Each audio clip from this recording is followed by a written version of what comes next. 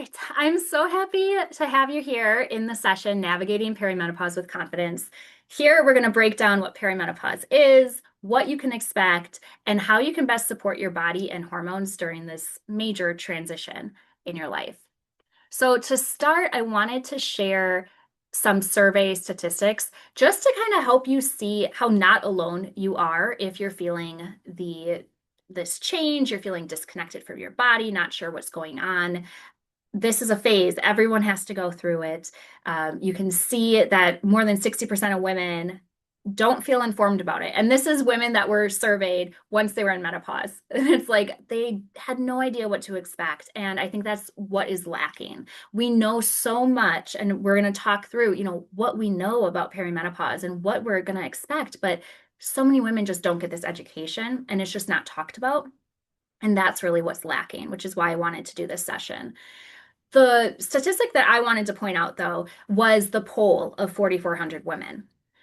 So, of these women, the women aged 30 to 35, so very young, 30 to 35 years old, of them, 55% reported moderate to severe symptoms on a menopause rating scale. So this isn't saying that 55% of those women were going through menopause, but they're showing moderate to severe symptoms that we shouldn't see until menopause. So what is going on?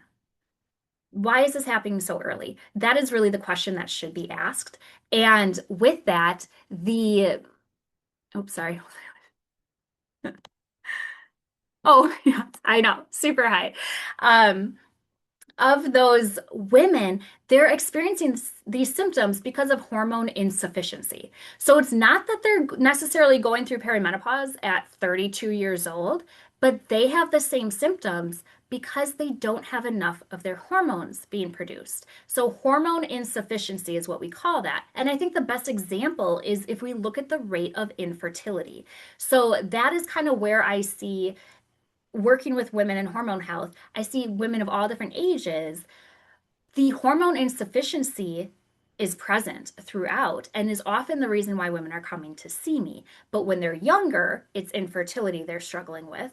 Middle age, we've got perimenopause, and then obviously later age, we've got menopause. So those symptoms happening earlier and earlier, there's a few reasons for this. I think one of the major ones that no one can ignore is that we have a lot of stress. We have a lot that's expected of us that we've put on our plates. The stress is there, chronic stress, and that plays a role. We've also got a higher exposure to chemicals. And that's another thing that we really can't ignore or deny. So these are environmental things, whether they're plasticizers, medications, we've got herbicides, pesticides, and then we have things like mold, heavy metals that we also come in contact with. And we've got internal toxins that are produced from different bacteria, pathogens, viruses that we come in contact with. So there's so much that goes into our body that is important to understand why our body has been hit and why we're seeing symptoms of these hormone insufficiencies at such an early age. And I'm going to go a step further. I get a lot of women in their 20s where I see it, and it's something that we need to be talking more about. So hopefully from this session, this webinar, you're able to share with others as well and really start getting the word out so women know that they can seek help and that they can get the help that they need to get things in motion. So I'm going to share now, I'm not going to go through a whole lesson on your menstrual cycle, but I just wanted to kind of share the images and graphics so you can see these hormones fluctuating. And then I'm going to share why the hormone issues and insufficiencies are occurring with things like stress and our environment. So, this is a look at 1 month. So, your menstrual cycle lasting 28, 30 days. And you can see that we've got these different peaks of our hormones estrogen, progesterone, we've got LH and FSH, which are from the brain. What I like about this image is that it breaks it up into 5 different categories because menstruation, when you have your period, we expect hormones to be at a certain level. Premenstrual, we expect them at a certain level. And then we've got our follicular and luteal phase, which you might have heard of. Okay, if you've not, and ovulation kind of splits those 2 phases. But what I like to use this as an example for, and maybe this next graph is a little bit helpful. Every cycle, when we're going through our menstrual cycle and having our period, what is going on is a communication between your brain and your ovaries. So I'm going to use an analogy of a phone call.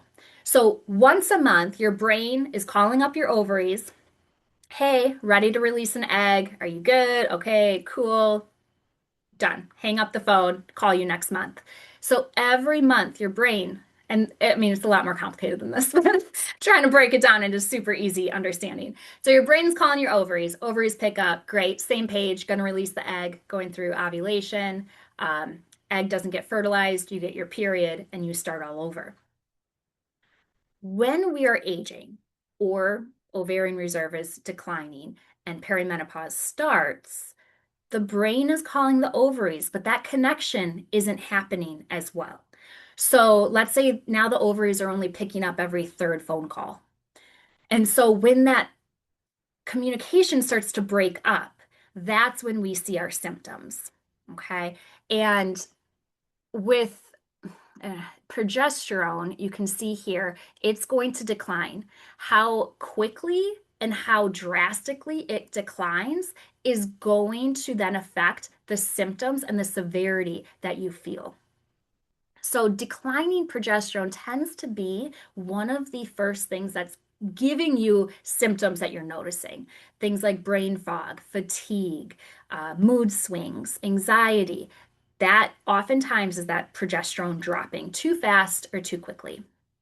Um, DHEA and testosterone, though, are important to know that those are also declining. These are your androgen hormones. So, these androgen hormones are very helpful in our muscle mass, our metabolism, our mood, our libido. So, when we see these levels decline, again, how quickly are they declining? And how drastically, you're going to see symptoms that correlate with those. Then, so I said right about here, as these levels are declining, now that communication, the phone call between the brain and the ovaries, isn't connecting as often. You might still have normal menstrual cycles. And this is usually why perimenopause gets missed. Or women are like, I don't know if I'm in perimenopause. I'm having all these symptoms, but I'm having regular menstrual cycles and periods. That can all still occur. But you're getting these drops in your hormones. So you're feeling the symptoms, but have normal cycles. And that can be very confusing. Um, Eventually, though, your estrogen is going to start to go a little haywire. And that's what you see right here. When the estrogen starts fluctuating this significantly, that is when the symptoms are impossible to ignore. That is when women are absolutely seeking help. And unfortunately, we'll talk through kind of why perimenopause is getting missed in a couple minutes. But the estrogen fluctuating here is important to remember because if your progesterone and estrogen should balance each other out. And if your progesterone has already dropped significantly, but your estrogen is starting to fluctuate all crazy, now it's really, really amplified the symptoms that you're experiencing. And the reason the estrogen does this is because the brain is trying to get the ovaries to respond. So that communication is trying to get jump started by your spike of estrogen. So the body has a reason why it's doing this, and we know that. But depending on kind of what phase of perimenopause you're in, that's where our support is going to look slightly different for you. Because we can't turn off, fortunately, unless you take birth control, which again is often pushed for women, but it's not always the right choice. It is important to know that you are still fertile when these hormones are dropping. So that's important to know. But birth control is not always the right choice for women because these hormones have benefits and they help us. I mentioned, what they help with: mood, energy, libido, muscle mass, metabolism. When you shut those hormones off with birth control, there goes those benefits. So we don't want to shut them down, but understanding your estrogen is going to go crazy means that we really need to support estrogen metabolism and detox so that when it does jump, we're able to get it out of the body quickly. So hopefully that analogy of the phone call kind of gives you an understanding of what's going on and why so many symptoms of perimenopause are brain related. The first three: irritability, anxiety, mood swings, fatigue, brain fog, all brain related. So you feel like, why am I, I feel like I can't remember anything. I'm t more tired. I just don't have like the mood that I used to do things, the motivation. I'm snapping at people and my family. I love them, but I'm snapping at them. Like, what is going on? That is the hormone shifts. And it's significant, but understanding what's going on and how we can support the body, which we'll talk through, is absolutely key. And you can make this such an easier experience for you. And I think the scariest thing that women hear about perimenopause is it can last a long time. I mean, it can last 10 plus years. So you don't want to feel this way for 10 plus years, right? Part of that we can't change. We got to give the body space to slow down and then shut off that communication between the brain and the ovaries, but we can support the body through that. And oftentimes, as we get later into perimenopause, that is a time when I'm bringing in hormone therapy to support. We're bringing in progesterone, maybe we're bringing in DHEA, but the core support of what you're doing, the tweaks that you can make to your diet, to your lifestyle, um, all of that is going to be important to maintain so that you feel your best. So I mentioned the top three, but you're also going to start to notice probably some bloating, gut digestive changes, weight gain, especially around the midsection as estrogen levels fluctuate and cortisol. We can see the weight around that midsection kind of start to build. PMS changes, heavy bleeding. A lot of times when you get heavy bleeding, we think it's estrogen faults, right? It's estrogen dominance. But in perimenopause, it often is that drop in progesterone. Too low of progesterone can cause you to have heavier bleeding and periods. And then night sweats, hot flashes. I put those last because when people start to get those, they know, right? That is kind of like you almost go into menopause, I feel like thinking, I'm only going to have hot flashes. That's like the one thing I'm going to notice. But there's so many more symptoms that come along with this. So it's important not to ignore these other symptoms or push them aside, thinking that they're not important or not indicating that you're in perimenopause. This other box here I said can lead to. So because the brain is involved with our hormone production and perimenopause drops and all of that, we're going to see effects in other areas of our body. So that brain is also communicating with our thyroid. So when hormone levels start going off, we can often see some thyroid dysregulation, low iron levels, especially if you're having those heavier periods, blood sugar instability, because when our estrogen drops, our insulin levels can rise. We can see some imbalance with our blood sugar too. Inflammation. So, because of the big shifts that our body's going through, and the brain knows it, it sends out this alarm, and we do all get this little rise in inflammation. So knowing that, it's like, okay, I know I need to be more focused on anti-inflammatory foods and what I can add into my diet to support that and not fuel that inflammation. Sleep issues and depression as well. Again, those are a lot of times tied to that progesterone level. Don't worry, I'm not going to go through this. I just wanted to share this graphic to really just hone in on how connected that communication system is within the endocrine glands. So I mentioned the brain quite a lot already. The brain, specifically the hypothalamus, communicating with the pituitary gland. We call that the HP, and then it connects with our adrenals, call that the HPA axis. It connects with our ovaries, it connects with our thyroid, but then you can see all the ways that these other glands talk to each other.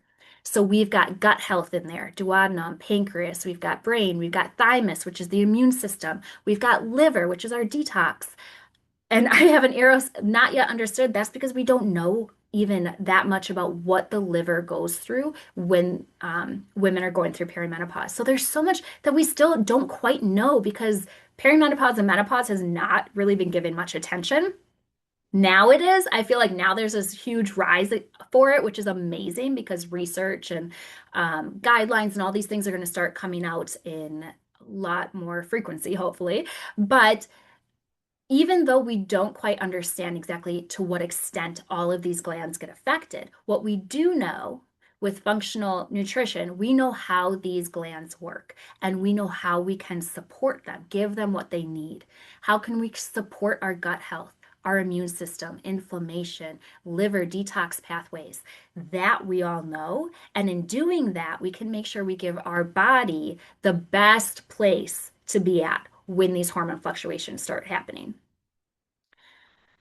Okay, so now to the big question of why is it being missed? We know all this stuff about perimenopause. We know what to expect. We know what the hormones are doing.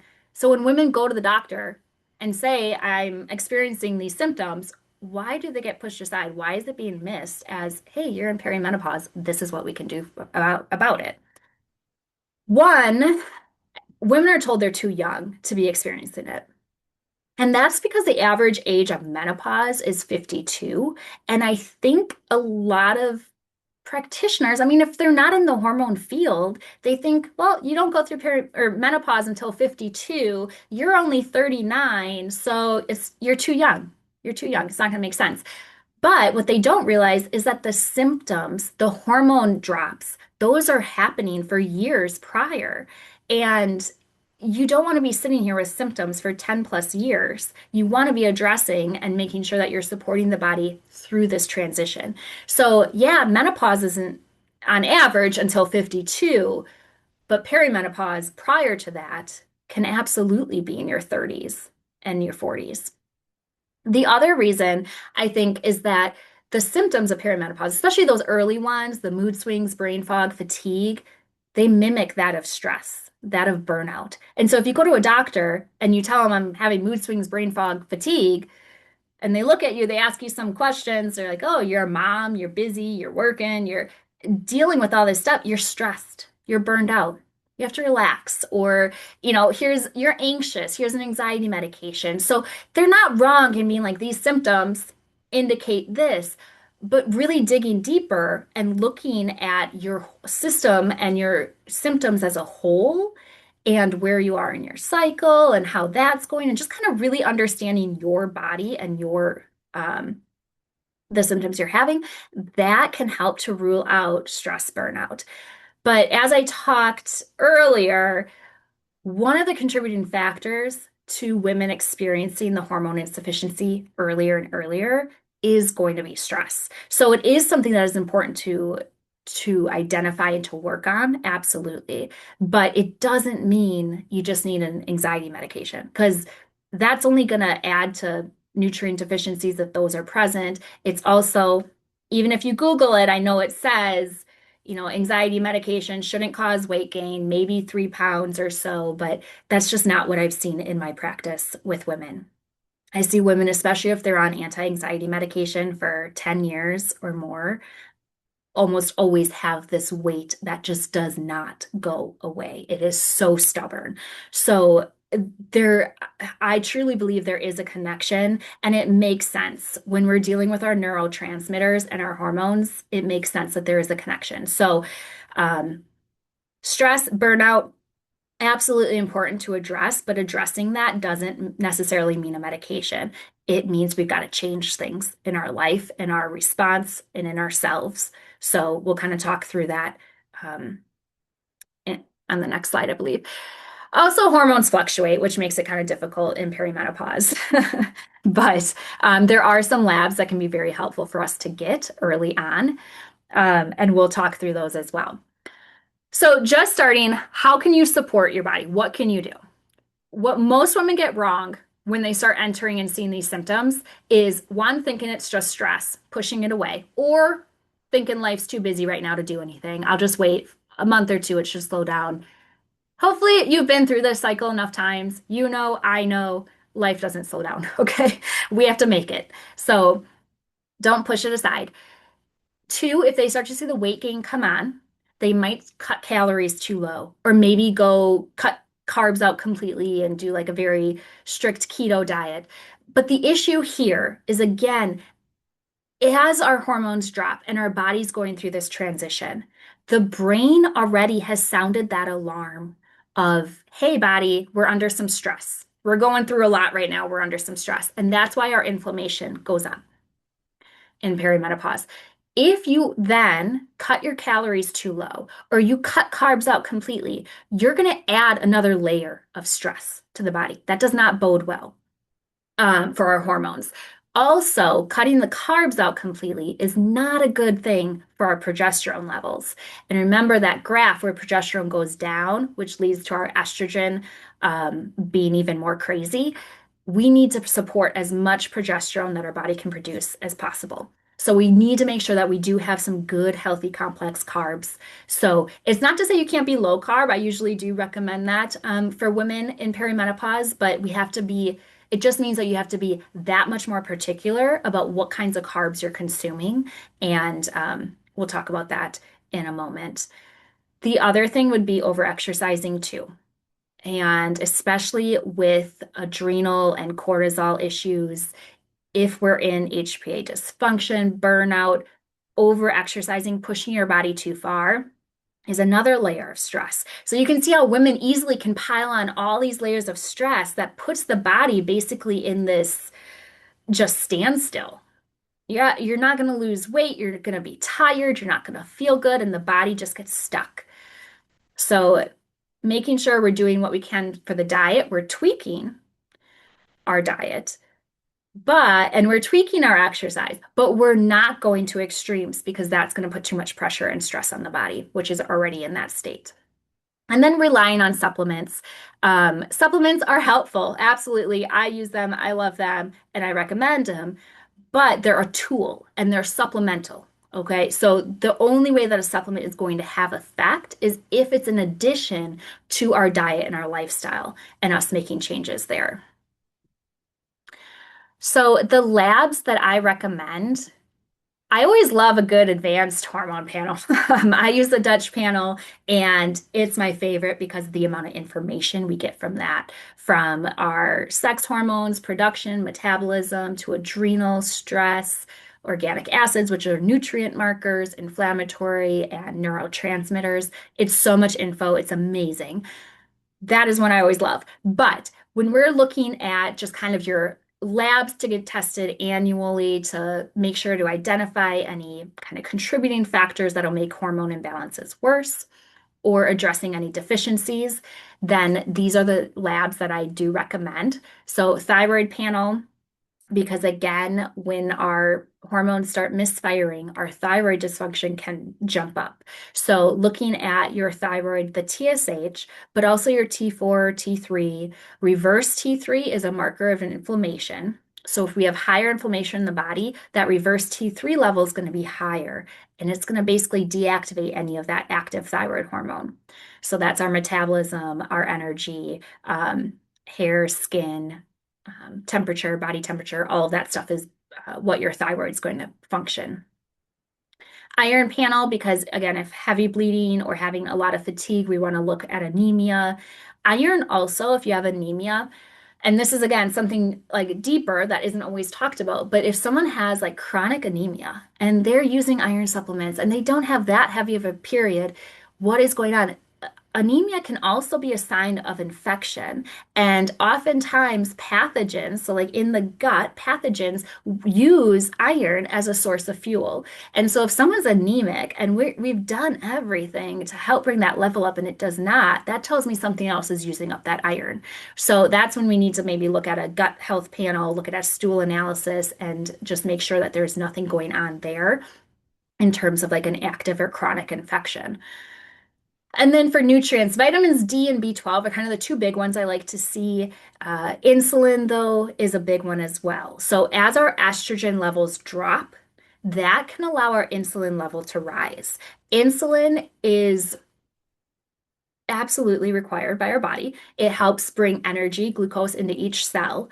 But when insulin is too high, the other thing it does is stores fat.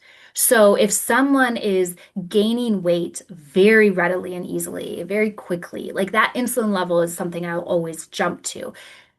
But as women age, it's a good thing. All of these labs are good to have trends that we can see. So let's say we ran these labs on you and they're all pretty good within range. It's not a waste of testing because now we have baseline and we can watch trends as they go up. So, as an example here, I'll use insulin. So, if I have a client who we run her insulin level and it's an 8, where I like to see insulin is under 10, but ideally under 5. Okay. So, getting an 8, not bad, right? You're within that first goal. I don't think this is like contributing a major to weight gain, but if we had labs and insulin from the year before and you were a 4 and now you're an 8, you can see how now that's a very different game, right? Now we know you've doubled your insulin level in a year. So again, this is going to look different in terms of my recommendations for you. If I don't have that data and you're an 8, I'm going to say, okay, that's pretty good. We'll look at diet and make sure that's all in line. But then I'd probably say, we're good. We don't need to test insulin again for a year. But if I know that your insulin level has doubled, you've gone from a 4 to an 8 in a year, I'm going to say, you know what? I want to test that insulin level again in 3, 4 months to make sure that if that's still increasing, that's still trending up, we can address that and bring insulin level down when it's at a 12 or a 13, rather than waiting a whole year when it can get up to 25 and someone's seen a lot of weight gain. So that's just kind of one example of why seeing trends with your labs is so important. So even if that one-time lab panel doesn't necessarily give us any big things that we need to address or change, it's still extremely helpful for providers to be able to look at trends that way.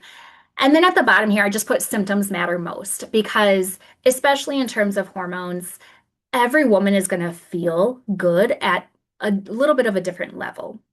So, whenever we're doing labs, we also want to be doing symptom surveys and kind of comparing the two to see, okay, at this level, this is what you're experiencing. And that's going to play a role in when do we jump in and intervene and when do we just kind of say, okay, and monitor. So, labs are very, very good, but we always want to pair that with symptoms. All right. So, jumping into what we can do. I call them the foundations of hormone health. So, when it comes to perimenopause, we have 3 core foundations that need to be in place for our brain and ovaries to have the best chance at hormone communication and production. So, nutrition, stress and nervous system, and metabolic support. I'll get up here in a minute. So, for nutrition, as progesterone and estrogen and androgen levels start to decline, we need to really pay attention to blood sugar balance and inflammation. So, with blood sugar balance, as I mentioned, this estrogen in particular, as that drops, our insulin level can go up.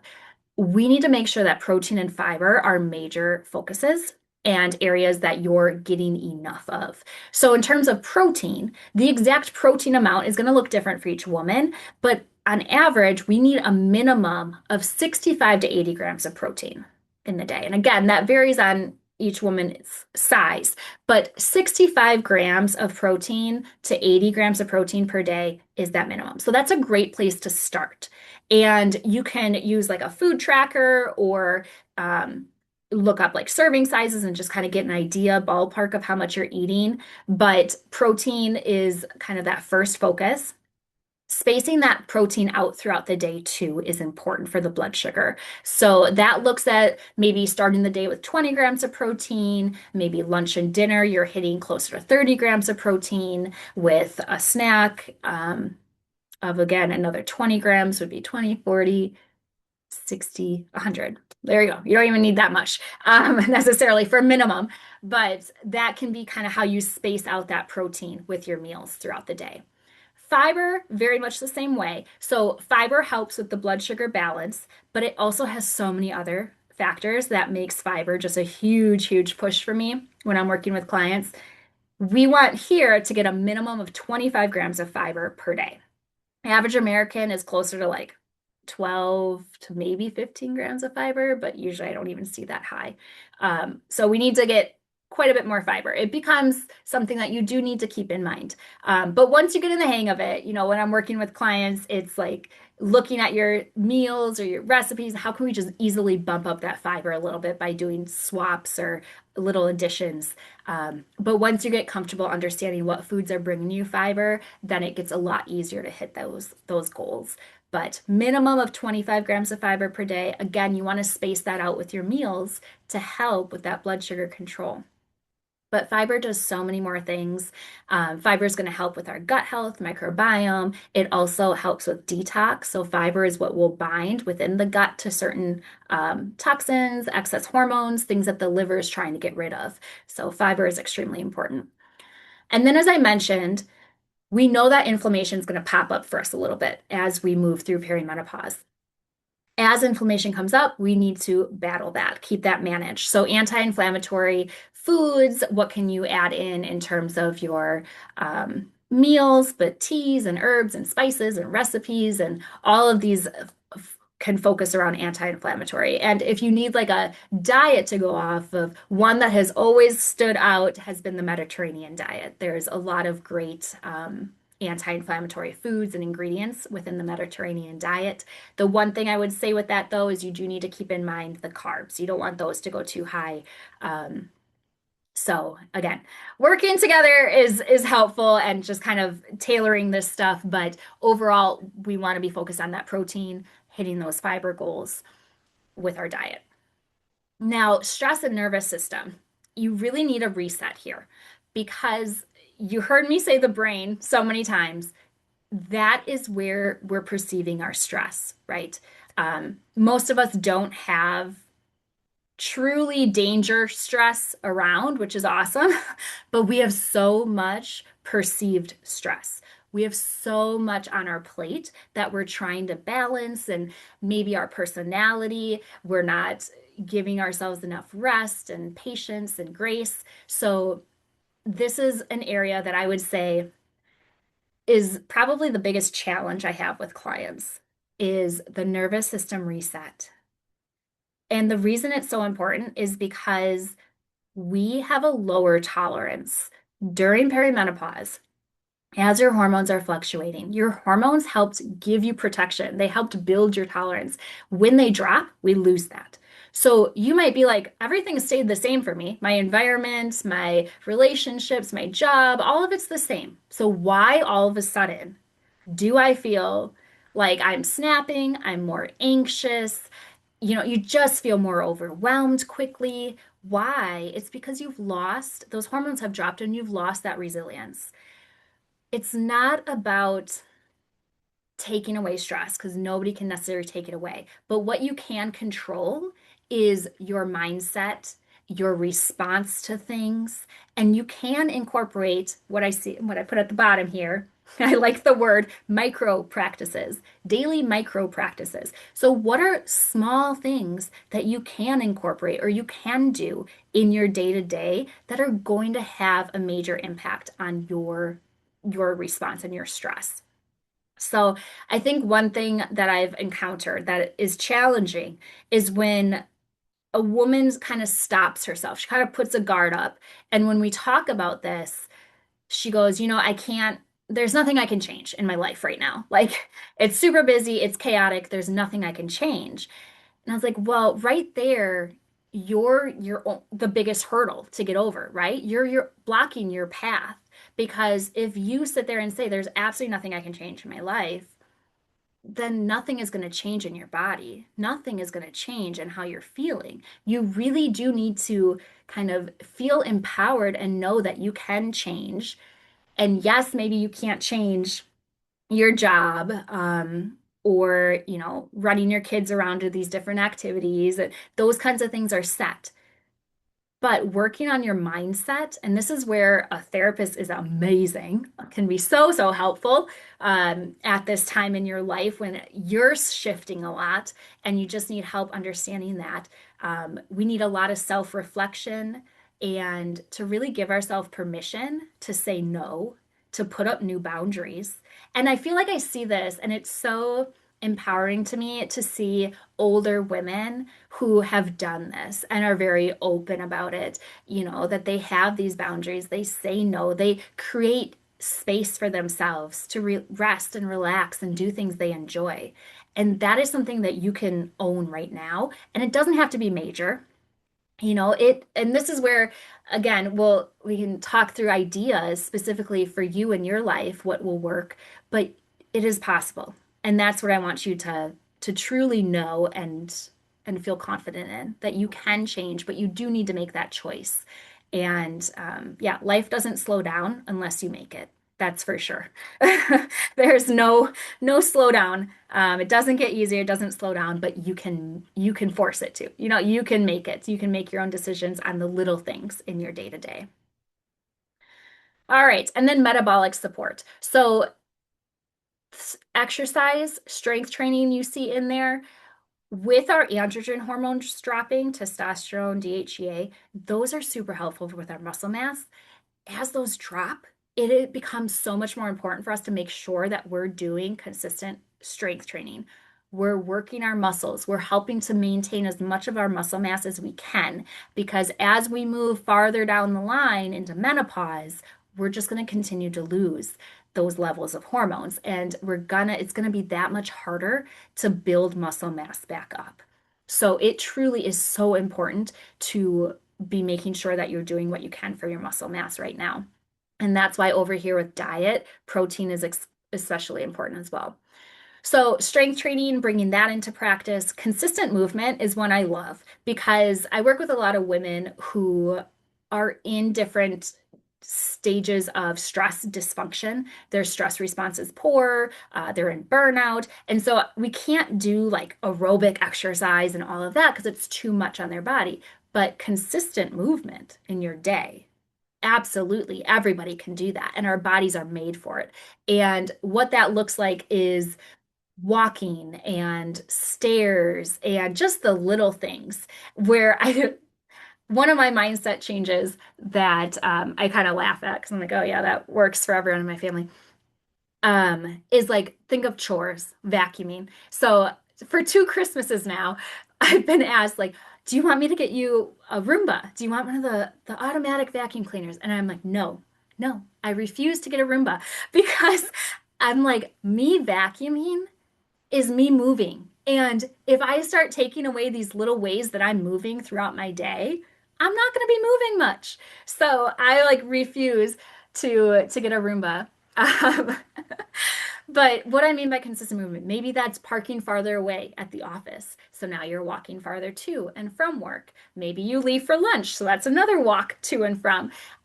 Maybe you have to go up to the third floor. So you take the stairs instead of the elevator. So just the little ways that you can get consistent movement in your day. Maybe you have a walking pad at your desk so you can stand and walk for part of the day. You have a standing desk that you can move up and stand. Those are things that I've loved and have worked well for me. So just think of that's kind of where you got to get creative, right? To make these changes and to make them fit into a busy day to day, you have to get creative, but you can do it. All right. Mitochondrial cellular health, that's a little bit more in depth, but the idea there is like as inflammation and hormones are changing and all this stuff's going on, we can't forget about our cells because our cells are the movement of everything. And so they can easily get damaged with toxins. And if we have sluggish detox, if we've got higher stress, these little things, if we've got blood sugar imbalances, our cells are the things that can get damaged.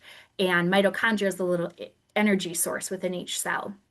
So that's just another focus that becomes important this phase of life and really ongoing. That's a major one for aging. Okay, and then it's not part of the core because gut health and estrogen detox very important and just detox pathways in general, but not every single person needs it right away or needs it in general. So the core for me is nutrition, the stress nervous system reset, and metabolic support when we're looking at perimenopause. So I know this was a lot of information. Let's kind of talk through a couple key things for you navigating perimenopause, and then we'll recap what we talked about. So, how do you start navigating perimenopause? Tracking your symptoms and your cycle, absolutely helpful.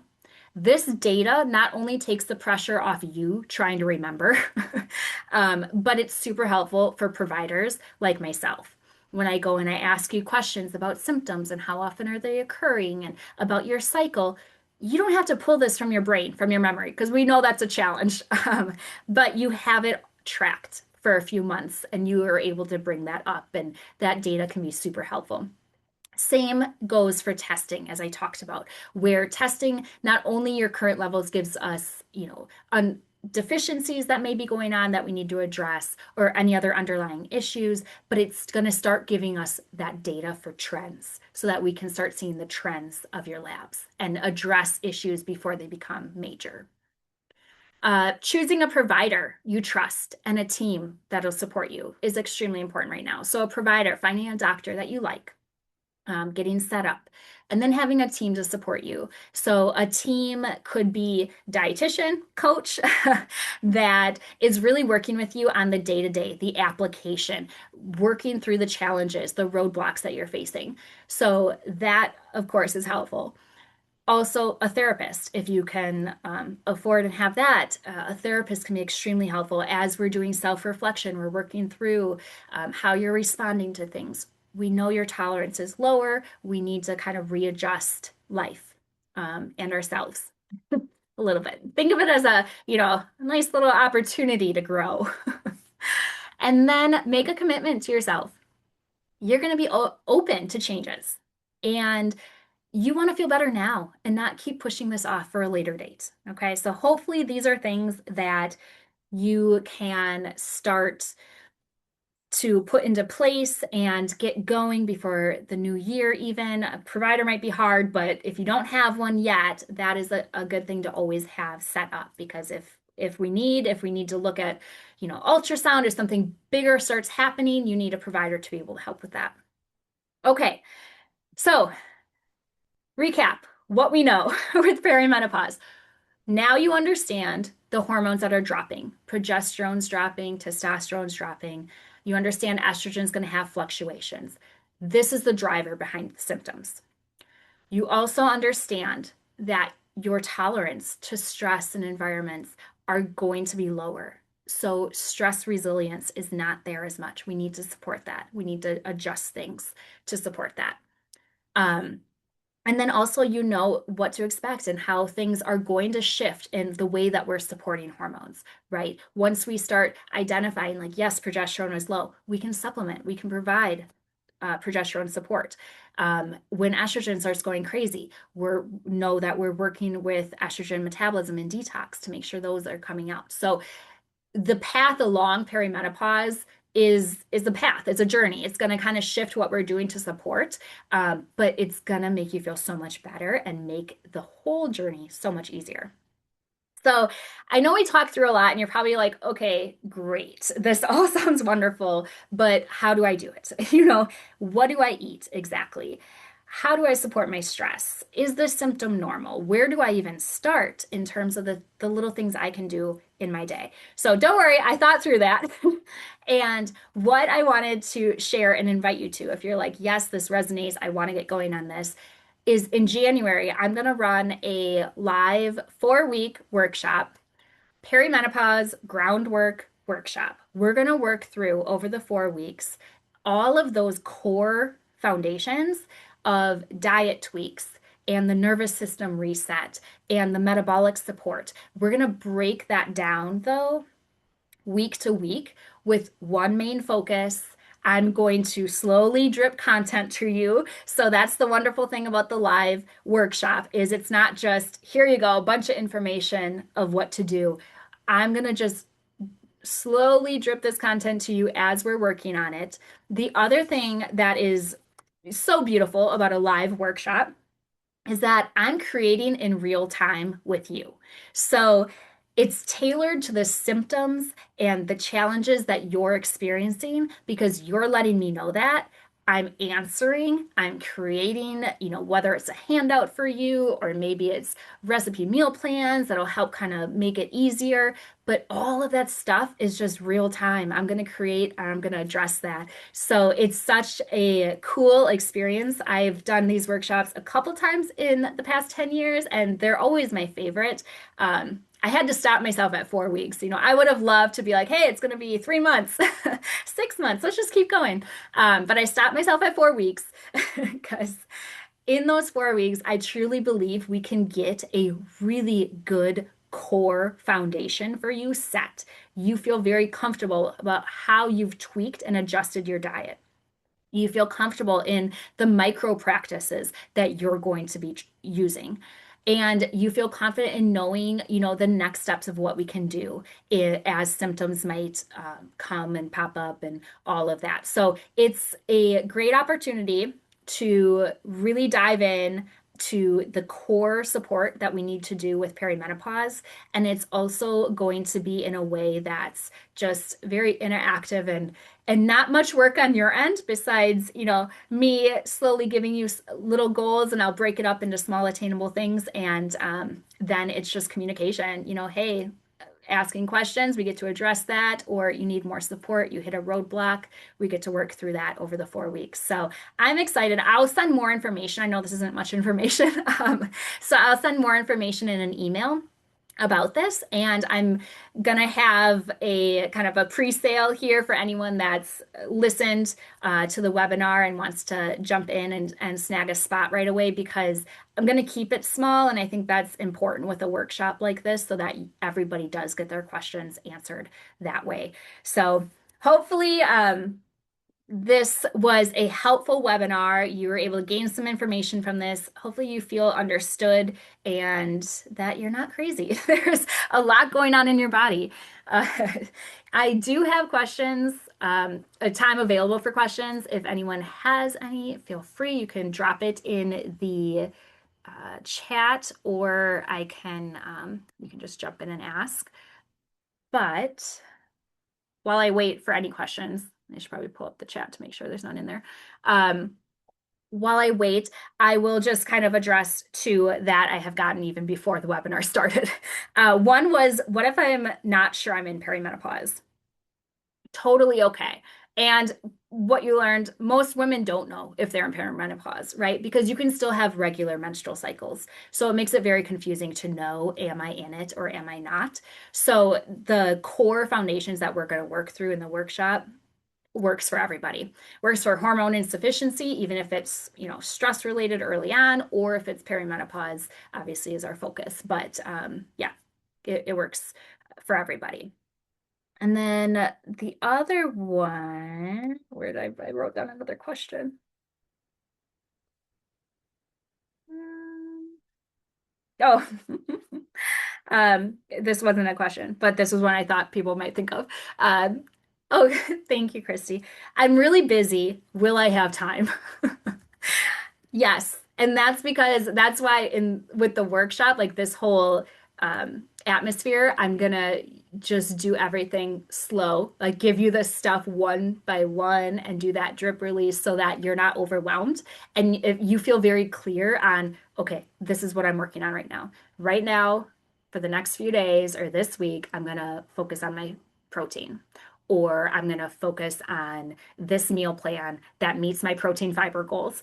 It's going to be very easy, very straightforward. And then obviously the opportunity for questions and talking more in depth about any topics. I'm going to just be within the community with you and we'll go through everything and any support I can give over those 4 weeks as we're working through things, you'll get it. So I'm excited because I like to just kind of open up the doors and just be available. For people. So the workshop is going to be, I think, it's going to be fun. It'll be good. So, like I said, I'll send more information on that, but I think I'm going to start that January 5th. It was like the first Monday. Plus, I like that it's a couple days after the new year, so we're not trying too soon. But that way we can just run through the 4 weeks right there in January and get you off to a good start. Awesome. Well, I am always here. So if you have any questions that you think of later, feel free to reach out to me and I'm happy to answer those. So thank you again for joining.